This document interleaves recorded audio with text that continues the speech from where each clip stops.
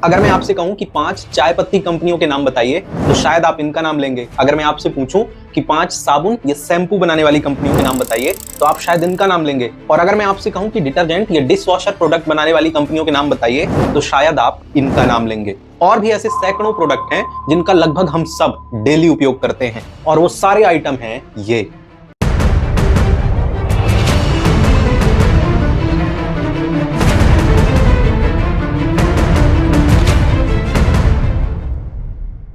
लेकिन अब जो मैं आपको बताने जा रहा हूं शायद उसे सुनकर आपको अच्छा ना लगे। ये जो सारी चीजें, सारे प्रोडक्ट हम सब लगभग रोज इस्तेमाल करते हैं, ये सारे के सारे विदेशी हैं।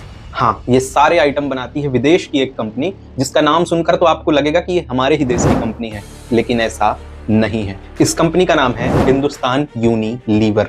हो सकता है आपने ये नाम ना सुना हो, तो आपने HUL जरूर सुना होगा, और अगर HUL भी नहीं सुना तो आप सब ने ये वाला लोगो जरूर देखा होगा। यही वो कंपनी है जो इतने सारे प्रोडक्ट बनाती है और लगभग पूरी दुनिया 190 प्लस कंट्रीज में अपना सामान बेचती है। हिंदुस्तान यूनिलीवर इंग्लैंड की एक कंपनी यूनिलीवर PLC की एक सब्सिडरी है। मतलब ये सारा पैसा हमारी जेब से निकल के आज भी अंग्रेजों के पास, मतलब कि इंग्लैंड जा रहा है।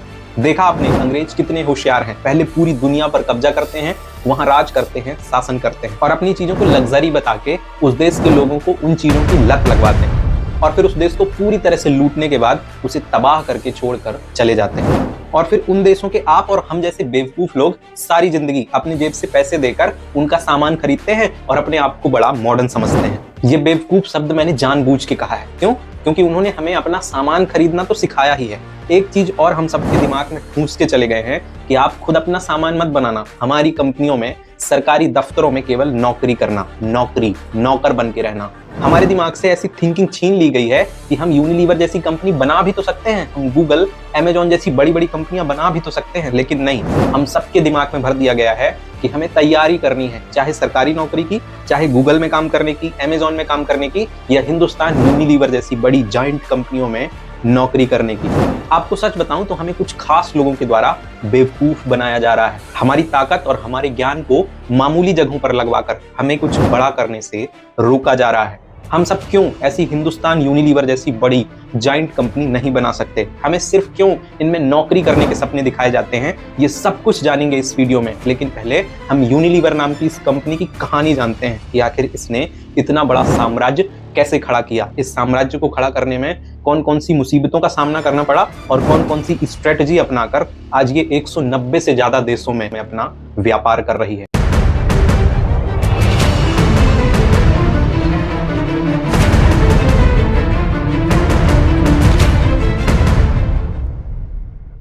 तो दोस्तों ये बात है 1885 की, जब ब्रिटेन में रह रहे दो भाई विलियम H. लीवर और जेम्स डोरथी लीवर एक साथ मिलकर लीवर ब्रदर्स नाम की एक कंपनी शुरू करते हैं। इनकी ये कंपनी सनलाइट नाम की एक साबुन बनाती थी जो उस समय पे इंग्लैंड और उसके आसपास काफी पॉपुलर हो गई थी। इसकी पॉपुलैरिटी का एक मेन रीजन था कि ये क्लीनिंग प्रोडक्ट तो था ही, साथ ही ये लोगों को साफ सफाई और हाइजीन मेंटेन करने के लिए प्रेरित भी करता था और इसीलिए लोग इस साबुन को ज्यादा से ज्यादा इस्तेमाल करते थे। और ये वही दौर था जब ब्रिटेन के लोगों ने लगभग पूरी दुनिया पर कब्जा किया हुआ था, इसलिए ब्रिटेन के व्यापारी दुनिया के अलग अलग देशों में अपना सामान बेचने के लिए आसानी से जा सकते थे। और ऐसे ही लीवर ब्रदर्स ने अपनी साबुन दुनिया के कई देशों के साथ साथ 1888 में कोलकाता बंदरगाह पर उतारी और इस तरीके से लीवर ब्रदर्स की पहली बार भारत में एंट्री हुई। भारत पहुंचने के कुछ ही दिनों के बाद सनलाइट साबुन भारत के लोगों के बीच खूब ज्यादा पॉपुलर हो जाता है। सनलाइट साबुन की कामयाबी को देखते हुए लीवर ब्रदर्स कुछ ही सालों में यहाँ अपना दूसरा प्रोडक्ट लॉन्च करते हैं, लाइफ बॉय, और ये दोनों प्रोडक्ट इंडियन मार्केट में धूम मचा देते हैं। लाइफ बॉय का क्रेज तो इतना हुआ कि आज लगभग 35 साल बाद भी आपको लाइफ बॉय लगभग सभी किराने की दुकान पर मिल जाएगी। इस अपार सफलता के बाद लीवर ब्रदर्स अपने बिजनेस को और ज्यादा एक्सपेंड करने की सोचने लगते हैं, लेकिन इसी बीच एक समस्या आ जाती है। वो समस्या थी पाम ऑयल, जिससे साबुन बनाए जाते हैं और इस पाम ऑयल की आपूर्ति पर्याप्त नहीं हो रही थी और इस पाम ऑयल की समस्या को लेकर ये दोनों भाई बेहद चिंतित थे। इसी बीच कहानी में एक ट्विस्ट आता है और ये दोनों भाई मिलते हैं नीदरलैंड के दो व्यापारी जर्गन्स और वांडिनबर्ग से, जिनका मार्जरीन का काफी बड़ा व्यापार चल रहा था और ये मार्जरीन बेसिकली एक प्लांट बेस्ड फैट है जिसे हम सब भारत में डालडा के नाम से जानते हैं। साल 1929 में लीवर ब्रदर्स इस मार्जरीन बनाने वाली कंपनी को मर्ज कर लेते हैं। लेकिन सवाल ये आता है कि एक साबुन बनाने वाली कंपनी और एक डालडा जैसा मार्जरीन बनाने वाली कंपनी आपस में मर्ज क्यों करते हैं?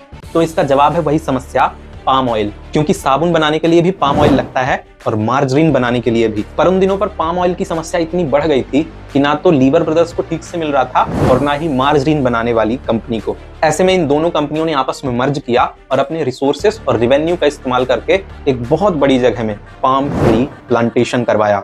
इनका यह फैसला इतना क्रांतिकारी हुआ कि फिर आज तक लीवर ब्रदर्स को पाम ऑयल के लिए सोचना नहीं पड़ा। और जब इनकी पाम ऑयल की समस्या खत्म हो गई तो इन्होंने ग्लोबली एक्सपेंड करना तेजी से स्टार्ट कर दिया। और उसी समय पे भारत में एक तरफ जहां हम हिंसा करने वाले अंग्रेजों को देश से निकालने के लिए, आजादी पाने के लिए संघर्ष कर रहे थे, वहीं स्वीट पॉइजन देने वाली और आजीवन लूटते रहने वाली कंपनियों को पनाह दे रहे थे। साल 1930 के आसपास देश महात्मा गांधी के नेतृत्व में आजादी की लड़ाई लड़ रहा था और अलग अलग प्रकार के आंदोलनों में भाग ले रहा था। लेकिन इस दौरान जो सबसे ज्यादा सक्रिय आंदोलन हुआ वो स्वदेशी आंदोलन था, जिसमें लोग विदेशी कंपनियों का बहिष्कार कर रहे थे और स्वदेशी का इस्तेमाल करने की बात कर रहे थे। ऐसे में अपने आप को भारत में बनाए रखने के लिए यूनिलीवर कंपनी ने एक प्रोडक्शन यूनिट भारत में एस्टेब्लिश की, हिंदुस्तान वनस्पति मैन्युफैक्चरिंग कंपनी के नाम से। ये कंपनी डालडा नाम का वनस्पति घी बनाती थी जो असली घी का सस्ता अल्टरनेटिव था।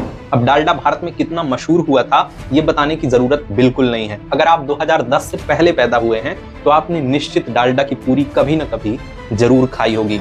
इस लोकल प्रोडक्शन यूनिट में यूनिलीवर कंपनी ने भारतीयों को ज्यादा से ज्यादा नौकरियां दी ताकि स्वदेशी आंदोलन की चपेट से बच सकें। हालांकि ऐसा करके फायदा कुल मिला के यूनिलीवर को ही हुआ, क्योंकि जब माल ब्रिटेन से बन के आता था तो उसकी कीमत भारत पहुंचते पहुंचते महंगी हो ही जाती थी। लेकिन अब प्रोडक्शन भारत में ही होने लगा, जिससे इनकी कीमत कम और बिक्री ज्यादा होने लगी। लगातार फायदा होने के कारण 1935 में इन्होंने अपनी एक और कंपनी खोली, यूनाइटेड ट्रेडर्स लिमिटेड के नाम से, जो कपड़े, केमिकल और मेटल्स का इंपोर्ट और एक्सपोर्ट करती थी। फिर साल आया 1947 जब भारत को अंग्रेजों से आजादी मिल गई। अब भारत की सरकार और आम लोग विदेशी कंपनियों के बहिष्कार को और तेजी से करने लगते हैं। ऐसे में यूनिलीवर की अब 3 कंपनियां मार्केट में थी। पहली थी हिंदुस्तान वनस्पति मैन्युफैक्चरिंग कंपनी, दूसरी थी यूनिलीवर ब्रदर्स इंडिया और तीसरी थी यूनाइटेड ट्रेडर्स लिमिटेड। अपनी इन तीनों कंपनियों को विदेशी बहिष्कार से बचाने के लिए 1956 में इन तीनों को मर्ज करके इनका नाम हिंदुस्तान लीवर लिमिटेड कर दिया गया और इस कंपनी का नाम HUL फाइनली 2007 में पड़ा, हिंदुस्तान यूनिलीवर। कंपनी का नाम बदल गया, भारत के साथ साथ दुनिया के कई देशों में व्यापार शुरू हो गया और भारत के विदेशी बहिष्कार आंदोलन से भी बच गए। इसके बाद इस कंपनी ने अपने नए नए प्रोडक्ट लॉन्च करना शुरू किया। सबसे पहले 1958 में सर्फ नाम का एक डिटर्जेंट पाउडर और टिकिया लॉन्च की। इसके बाद 1964 में सनसिल्क नाम का शैम्पू लॉन्च किया। 1965 में अनिक घी लॉन्च किया और इसी तरह से 1966 में बेबी फूड सेक्टर में भी एंटर कर गए और हर साल कई नए प्रोडक्ट लॉन्च करते गए और अपनी कंपनी को ग्रो करते गए। लेकिन इतना बड़ा नाम और इतना बड़ा मार्केट होने के बावजूद भी इस कंपनी को कई समस्याओं का सामना भी करना पड़ा। जैसे 1970-75 के आसपास सरकार ने फेरा नाम का एक कानून बना दिया, जिसके तहत विदेशी कंपनियों को 51% इक्विटी भारत के लोगों को देनी होगी। इसके साथ ही और भी कई सारे कड़े कानून बना दिए। इस कानून के आते ही कोका कोला और शेल जैसी बड़ी बड़ी कंपनियां भारत छोड़कर चली गईं। लेकिन वहीं यूनिलीवर भारत छोड़कर नहीं गया, बल्कि भारत सरकार से नेगोशिएशन की और भारत सरकार ने जो शर्तें रखी, जैसे कि टोटल टर्नओवर का 60% भारत के विकास में खर्च करना होगा। आप जितना सामान बनाएंगे उसका 10% सामान विदेशों में मेड इन इंडिया लिखकर बेचना होगा, जिससे भारत की छवि पूरी दुनिया में अच्छी बनकर उभरेगी और ज्यादा से ज्यादा लोगों को रोजगार देना होगा। यूनिलीवर ने भारत सरकार की इन सारी शर्तों को मान लिया और केवल 10% इक्विटी भारत के लोगों को देके भारत में अपना व्यापार कंटिन्यू रखा। और पहली बार हिंदुस्तान यूनिलीवर ने उसी समय प्रकाश टंडन नाम के एक व्यक्ति को इस कंपनी का डायरेक्टर बना दिया और उस समय पे इस कंपनी के अंदर ऐसा माहौल हो गया था मानो ये कोई स्वदेशी कंपनी हो। ज्यादा से ज्यादा भारतीय कर्मचारी और मैक्सिमम जो मैनेजर लेवल के लोग थे वो सारे भारतीय हुआ करते थे। कंपनी के अंदर एकदम ऐसा माहौल बना दिया गया कि देखकर लगता ही नहीं था कि ये कंपनी विदेशी है। और इन्हीं स्ट्रेटजी की वजह से आज भी करोड़ों लोग इन प्रोडक्ट्स को यूज तो करते हैं, लेकिन उन्हें लगता है कि ये हमारे देश में ही बनते हैं, हमारे देश की ही कंपनी बनाती है, जो कि गलत है। सरकार के इस हंटर से ये कंपनी बची, तभी एक दूसरी समस्या सामने आ गई जिसे हम सब डिटर्जेंट वॉर के नाम से जानते हैं। जब 90s के दशक में सर्फ के कंपटीशन में PNG नाम की एक कंपनी ने अपना डिटर्जेंट एरियल लॉन्च किया और भारतीय कंपनी निरमा मार्केट में आई। तब इस कंपटीशन को फाइट करने के लिए हिंदुस्तान यूनिलीवर ने व्हील नाम का अपना एक डिटर्जेंट लॉन्च कर दिया, जो एरियल और निरमा के मुकाबले सस्ता और अच्छा हुआ करता था। इस डिटर्जेंट वॉर से आगे बढ़े तो साल 2001 में HUL फिर से एक बड़ी कानूनी लड़ाई में फंस गया, क्योंकि तमिलनाडु के कोडाई कनाल की पहाड़ियों पर HUL का एक प्लांट था जहां मरकरी थर्मामीटर बनाए जाते थे, जिनका एक्सपोर्ट यूरोप और अमेरिका जैसे देशों में हुआ करता था। कंपनी उस प्लांट के मैन्युफैक्चरिंग वेस्ट को, जैसे कि कांच और मरकरी को, पास के जंगलों में फेंक दिया करती थी, जिससे कंपनी में काम कर रहे कर्मचारी, आसपास के लोगों, पेड़ पौधों और पशु पक्षी सबको नुकसान हो रहा था। और इसी गलती को लेकर लोगों ने HUL पर केस किया और कई सालों तक ये कानूनी लड़ाई चलती रही।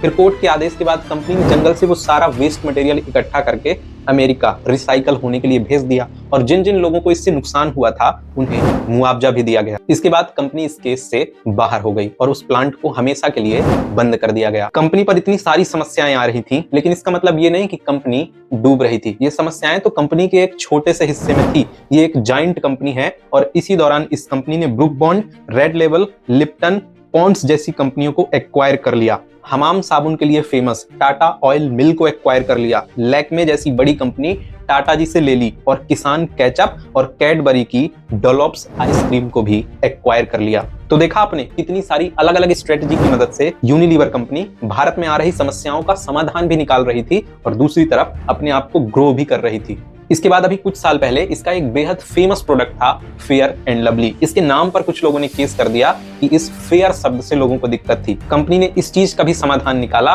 और फेयर शब्द को हटा के ग्लो एंड लवली कर दिया, जिससे बड़े आसानी से इस कंट्रोवर्सी से भी ये कंपनी बाहर आ गई। और आज 190 से ज्यादा देशों में 60,000 करोड़ के वार्षिक टर्नओवर के साथ अपना व्यापार कर रही है। बस पता ये कहानी मैंने आपको क्यों सुनाई। मेरा मकसद ना इस कंपनी को ग्लोरीफाई करना है, ना ही इसे कुछ बुरा भला कहना। बस इस वीडियो के माध्यम से मैं आपको बताना चाह रहा हूँ कि जो अंग्रेज हम सबकी मानसिकता पर प्रहार करके गए हैं कि हम कुछ बना नहीं सकते, बनी बनाई कंपनियों पर केवल नौकर बन सकते हैं, इस मानसिकता को बदलिए। आप भी अपना टूथपेस्ट बना सकते हैं। अपने आप पर भरोसा करिए और कुछ बड़ा करने की सोचिए। आप भी HUL जैसी बड़ी कंपनी बना सकते हैं, गूगल जैसी बड़ी कंपनी बना सकते हैं। कोई बहुत मुश्किल नहीं है। समस्याएं तो आएंगी ही, समस्याएं सबके जीवन में आती हैं। इस HUL ने भी बहुत सारी समस्याओं का सामना किया ना, लेकिन आज देख लीजिए वो किस मुकाम पर बैठा है। इसलिए प्लीज इस नौकर वाली मानसिकता को बदलने की कोशिश करिए और आप भी अपना कोई बड़ा ब्रांड बनाइए। और अगर आप ऐसे और वीडियोस देखना चाहते हैं तो इस वीडियो को लाइक और हमारे चैनल को सब्सक्राइब कर लीजिए। अब हम मिलेंगे नेक्स्ट वीडियो में, तब तक स्वस्थ रहिए, मस्त रहिए। शुक्रिया।